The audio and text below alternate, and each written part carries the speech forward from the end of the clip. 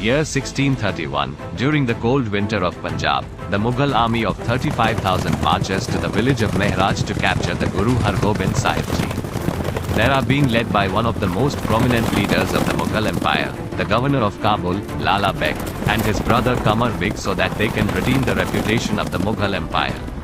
A few months before, a Sikh named Kahohi Mal, a famous horse trader and a dedicated devotee of the Guru Har Gobind Sahib Ji, and was making a journey along with Sangat to gift two magnificent horses, Dilbag and Gulbar, that he personally raised and trained. During his whole journey, the horses drew the admiration of many, including wealthy men who tried to buy them from him.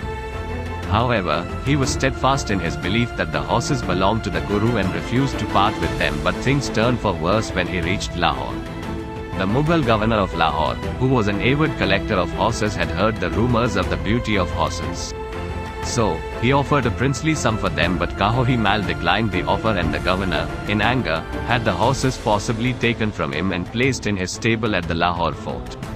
Kahohi Mal was heartbroken, and with a sad face, he continued to make his way to Har Gobind Sahib Ji along with Sangat.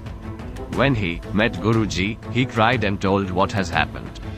The Guruji asked Kahohi Mal not to worry and said, his gift has been accepted and the horses would return to their correct place soon. To retrieve the horses, Guru Har Gobind Sahib Ji asked if anyone in his court could think of a plan. Bhai Bidhi Chand, a former thief turned Sikh, offered his services. He disguised himself as a grass cutter and gained the trust of the stable staff at the Lahore fort. After several months of working there, he organized a party for the staff and took advantage of the opportunity to steal one of the horses, Dilbag. The remaining horse, Gulbar, grew despondent and refused to eat. When the authorities sought the help of a fortune teller to find the missing horse, Bhai Bidhi Chand once again offered his services. He convinced the officials to recreate the situation and, under the guise of the fortune teller, he mounted Gulbar and rode off to reunite the horses with their rightful owner, the Guru. Finally, Kahohi Mal's gift of Dilbag and Gulbar reached the Guru.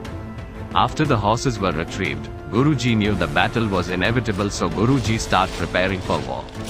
At that time, Guruji has about 4,000 soldiers, of which 1,000 soldiers were contributed by local lords who were devotees of Guruji. Finally, the day of battle came, and the 35,000-strong Mughal army stood before the 4,000-strong Sikh army. The weather was cool and a breeze was blowing. The Sikhs were weather ready and warm, while the Mughal were cold and tired from 4 days of straight march. On the first day, the Sikhs launched a guerrilla attack at night, resulting in heavy casualties for the Mughals. In retaliation, Lala Beg sends his brother Qamar Beg Khan and 7,000 soldiers to attack the Sikhs. At that time, Qamar Beg thought that he could destroy the Sikhs and arrest the Guru, but his dream didn't come true. The Mughal soldiers, who were already feeling cold and tired, were easily being cut down. In fact, due to little knowledge of the area, the Sikhs were able to easily cause confusion, which saw the Mughals attack their home. Many Mughal soldiers fled in retreat, and Lala Beg decided to resume the battle on the following day. On the next day, Lala Beg and Qamar Beg launched a second attack with a force of more than 8,000 soldiers. However, the confidence of the Sikh warriors was increasing as they watched the corpses of the Mughals mount. The Guru's army was well supplied, and the Sikhs were receiving langar from the nearest villages. As night approached, Lala Beg was told that his second attack had failed.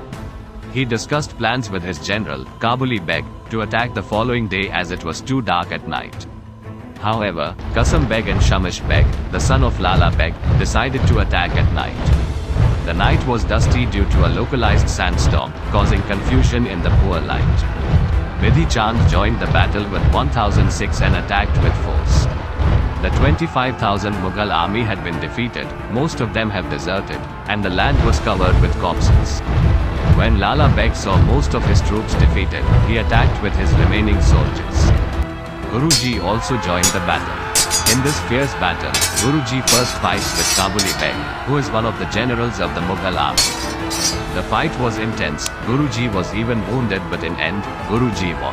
Soon after this fight, Guruji comes across Lala Beg.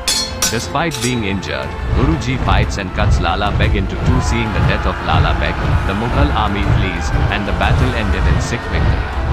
After the battle, more than 10,000 Mughals were buried, and about 1,200 Sikh soldiers were cremated. This incident marked the third time Sikhs defeated the Mughals despite being vastly outnumbered. That's it for this video.